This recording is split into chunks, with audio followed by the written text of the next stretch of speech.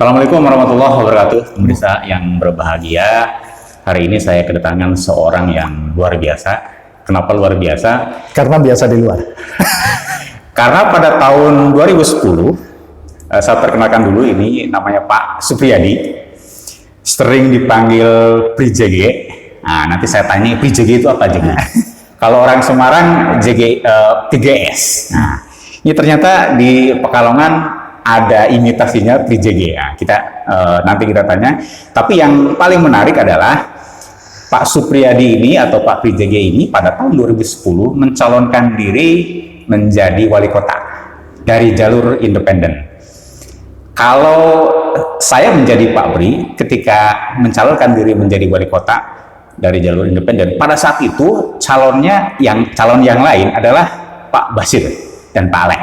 Betul, Pak? Pasangan Pak Basir. Pasangan Pak Basir Pak Alek. Kemudian yang satunya Pak Fahir dan Pak Masro. Dan Pak Masro. Itu adalah dua raksasa, dua gajah yang kalaupun mereka bertahu, kita akan kena imbas dari pertarungan tersebut.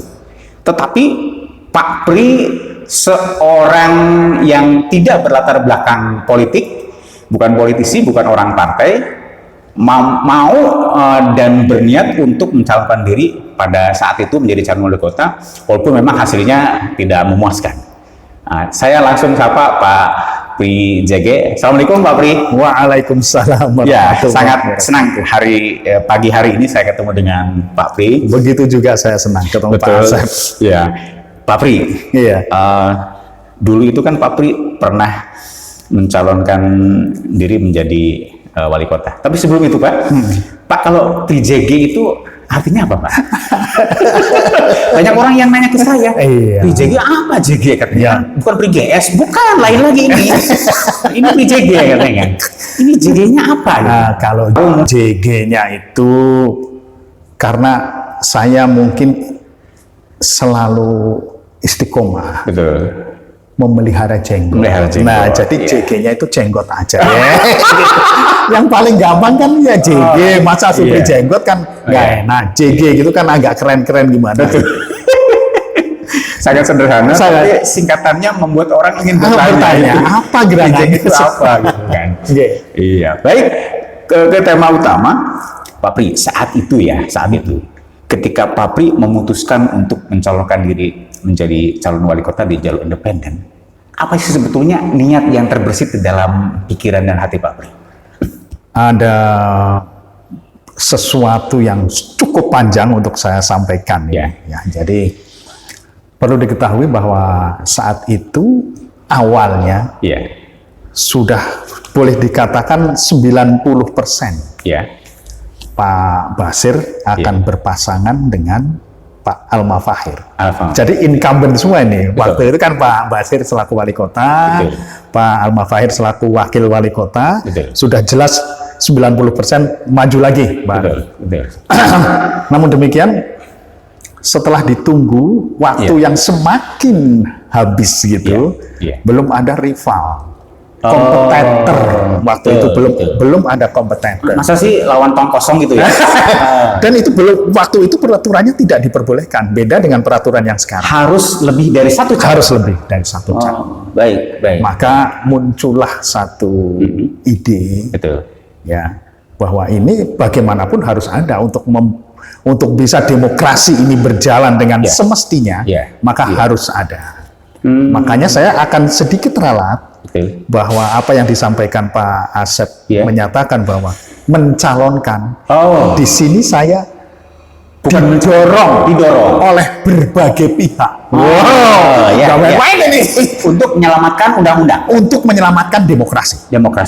Karena demokrasi dasarnya kan undang-undang. Nah, undang-undang itu mengamanatkan bahwa tidak ada satu calon yang lawannya adalah tong kosong. Dari berbagai pihak mencoba untuk menghubungi kami, dan semuanya positif, bahwa eksistensi Anda, ingat ya, mereka kayaknya tahu sih kalau saya itu orangnya ya pakai kupluk gitu ya. Jangan sekali-kali kamu meminta jabatan. Tapi kalau kamu meminta jabatan, maka semua resiko ditanggung kamu. Tapi kalau kamu diberi, itu berarti apabila ada problem di kemudian hari, maka Allah dan Rasulnya akan membantu segala problem itu. Aku ingat betul itu. Jadi saya didorong dari berbagai pihak, dan yang paling mendorong tentu saja Pak Basir ya, untuk bisa itu kan. Nah terus saya maju, oh ini halal ini. Jadi ini jawaban yang sangat jujur. Jujur, iya. Iya, ini kan menjauh spekulasi dari luar, misalkan disuruh sama siapa, karena ini kalau itu, tapi ini betul-betul memang secara regulasi harus terpenuhi. Kemudian beberapa pihak, termasuk Pak Basir pun nggak mau kalau memang dia tidak bisa, kalau tidak ada calon yang lain. Akhirnya Pak Pri ini menerima dorongan tersebut. Karena tadi punya dasar. Punya dasar. Nah, jadi setelah itu di dalam perjalanannya, dalam perjalanan mendekati hari H, ternyata Pak Mafahir mencalonkan setelah saya menyatakan maju. Nah, di sini keindahannya. Di sini keindahan permainannya di sini. Sehingga Pak Basir, sepengetahuan saya yang belum tentu benar, itu menggandeng Pak Alek. Sedangkan Pak Al-Mafahir waktu itu adalah dengan Pak Masrof aja. Kalau saja Pak Al-Mafahir itu maju duluan, mungkin Pak Pri lain cerita. Tetapi seperti halnya hari ini kita berhadapan dengan Pak Asep, ini skenario Allah ini jelasin. Betul. Iya. Gitu kan? Iya. Saya baru ini mendapatkan jawaban yang clear. Iya. Betul. Jadi begitu. Setelah saya dinyatakan dan diumumkan saya mencalonkan diri, maka Pak Al-Mafahir itu masih ada waktu mencalonkan bersama Pak Masrof. Dan ketika itu Pak Pri sudah daftar di KPU dan tidak boleh mengundurkan diri. Kalau mengundurkan diri kena penalti. Selain itu pokoknya kena penalti. Pokoknya angkanya saya jual kebun dan alas serta kuburan nggak cukup. Angkanya nggak usah saya sebutkan. Tetapi apa kebun yang saya punya, rumah yang saya tunggui, dan mungkin sedikit kuburan gitu ya, itu nggak cukup kalau untuk itu. Makanya akhirnya apapun yang terjadi maju, go on. Betul. The show must go on. Gitu. Ketika Pak Al-Mafahir ini kelihatan maju, gentarannya sih tidak. Karena sesungguhnya apa yang didorongkan kepada diri saya itu sesuatu yang natural ya. Jadi artinya begini, bahwa saya tidak mempunyai target. Tidak ada target harus jadi. Karena saya harus jadi, saya tetap harus jadi. Tetapi tidak sesuai dengan undang-undang yang ada di situ. Jadi saya harus jadi wali rakyat waktu itu, tidak wali kota. Artinya menang atau kalah, saya tetap menjadi wali rakyat. Artinya apa? Saya harus bisa mendengar suara apapun dari rakyat. Artinya mau jadi wali kota, mau jadi tukang sapu sekalipun, aku adalah wali rakyat. Bukan akhirnya. Itu startingnya begitu. Startingnya itu. Justru startingnya. Jadi saya tidak terkejut, tidak kecewa, tidak takut, tidak stres. Enjoy aja. Karena aku mesti menang. Karena siapapun, setiap warga negara, khususnya warga Pekalongan, berhak untuk menjadi wali rakyat. Dan yang mendeklarkan itu, insya Allah saya menyatakan bahwa jangan pernah takut. Pada waktu saya kampanye tidak nyoblos saya nggak apa-apa. Bapak Ibu sekalian tidak nyoblos saya, nggak bakal rugi saya, karena saya tidak ingin jadi wali kota. Ingin jadi wali rakyat yang tidak ada masa akhirnya. Tapi masa akhirnya adalah selama hayat di kandung badan. Itu. Ini keren itu. Ini calon wali kota yang lain daripada yang lain ya. Kami tidak mau milih saya silahkan, kalau tidak milih saya juga nggak apa-apa. Bahkan pada saat penayaan visi misi, saya mengatakan siapapun yang jadi wali kota, silahkan. Dan apabila dalam visi misi dan program-program saya ada yang baik dan dipakai, silahkan. Begitu juga kebalikannya.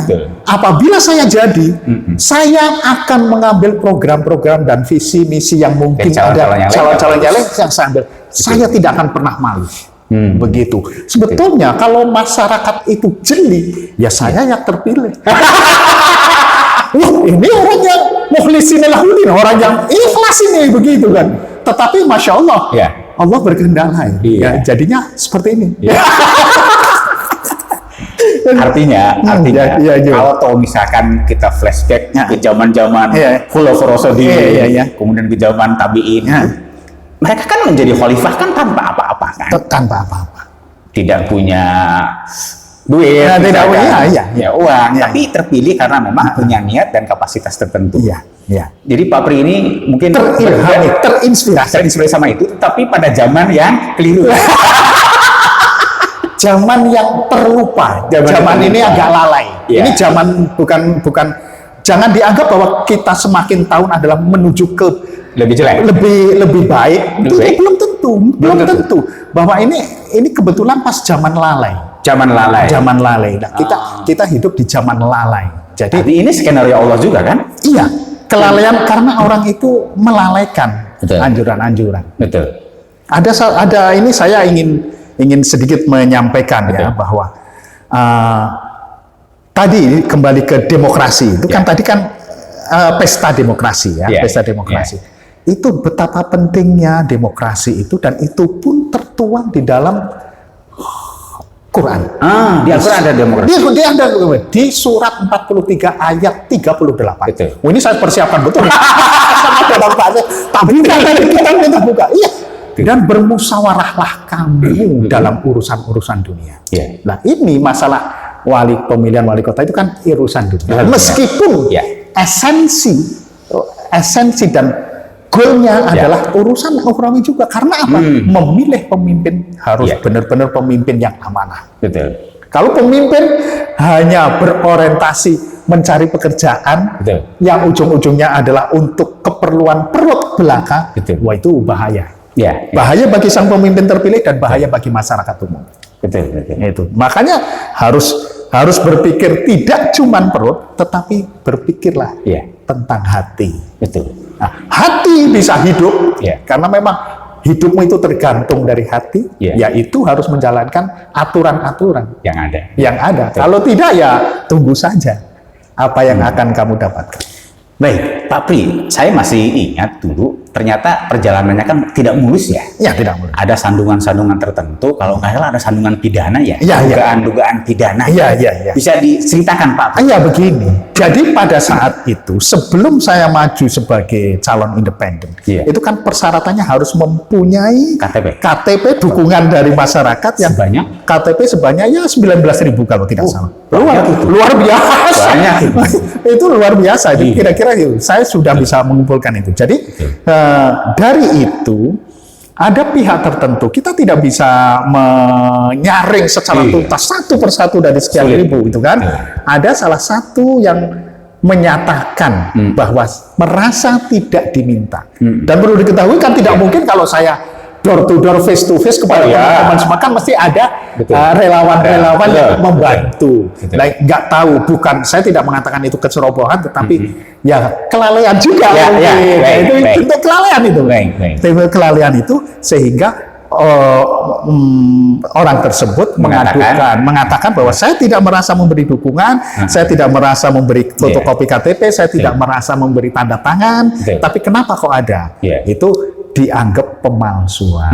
Nah, dari itu mereka mengadukan, kemudian sesuai dengan undang-undang juga apabila salah satu calon atau dalam hal ini calon independen memalsukan data dan macam-macam, kena pidana 32 bulan. Iya 32 bulan. 3 tahun pokoknya. Pada saat itu Pak Pri agak stres nggak Pak? Tidak juga. Enggak juga. Karena saya sudah meyakini bahwa ini bagian dari skenario.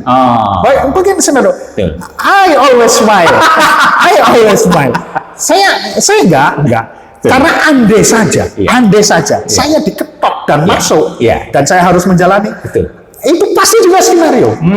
Aku ingat betul Hamka bisa menyelesaikan tafsir Al-Azhar ada di dalam penjara. Siapa tahu saya bisa menyelesaikan keruwetan dunia, keruwetan Indonesia, keruwetan Pekalongan, justru pada waktu saya ada di penjara. It's possible. Jadi everything is okay untuk saya. Nggak ada masalah. Jadi, apapun yang terjadi, setelah ikhtiar maksimal melakukan yang terbaik sesuai aturan, tapi kejadiannya tidak sesuai dengan yang Pak Pri inginkan, Pak Pri siap. Siap, karena saya tetap berdasar. Ada ayat begini.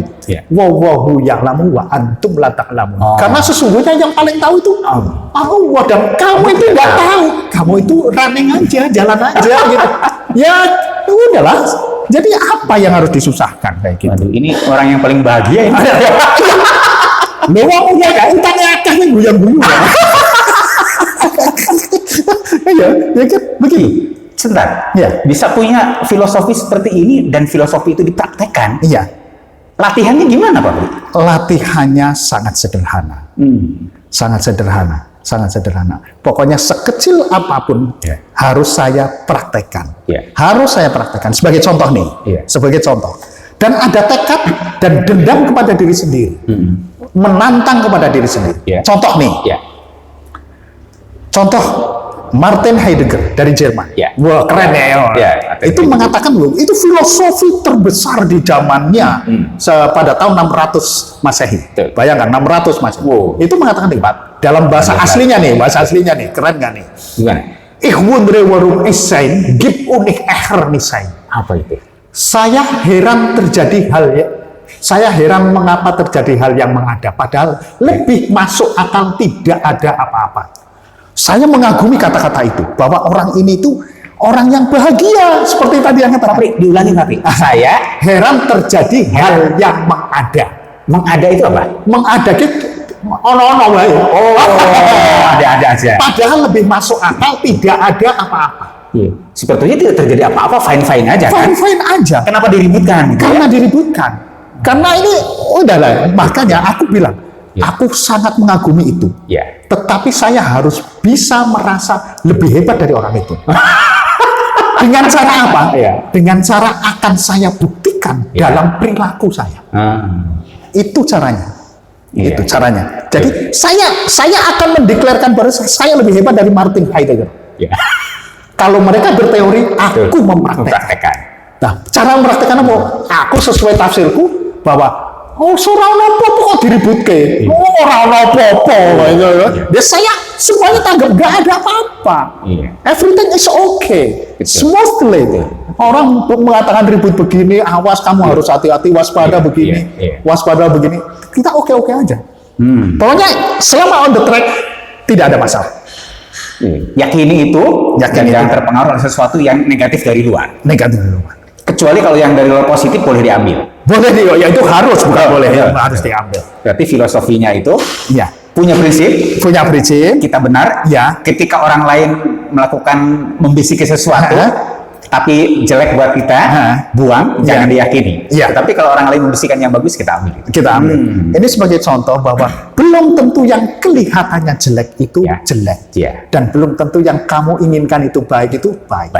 Barangkali ada kebalikannya. Dan kita hidup itu dalam satu ekosistem yang sangat kompleks. Ya, sebagai contoh nih, boleh kan? Nanti diedit boleh. Manakala saya melihat, saya masuk ke kamar mandi dan melihat di kamar mandi itu ono sawange ogo-ogo itu saya berniat ingin membersihkan. Benar kan? Saya berniat agar tidak kotor. Ternyata di sarang laba-laba itu ada nyamuk. Begitu saya bersihkan, nyamuk bergembira. Tetapi onggo-onggone itu, serangganya itu sedih karena hasil tangkapannya lepas. Saya pun begitu. Kalau nyamuk ini lepas dan menggigit saya, nah saya mungkin bisa kena DB.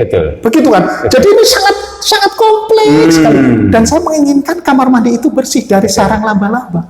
Nah, tapi kita nggak tahu, ini permainan skenario yang maha besar itu saya nggak tahu. Makanya saya tetap berpegang mensana in corpore sano. Dalam jiwa saya terdapat dari saya itu mamanya gitu. Kebersihan itu adalah bagian dari mana saya membersihkan niatnya. Masalah makhluk lain, si serangga sama si nyamuk, itu bukan urusan saya deh. Gitu. Jadi kita positif aja lah. Positif, jadi enak gitu. Baik Pak Pri, ini sangat menarik, tapi kita jeda dulu. Untuk menyaksikan tayangan berikutnya. Pemirsa, kita jeda dulu sebentar. Ini sangat menarik, tetapi kita harus break sebentar.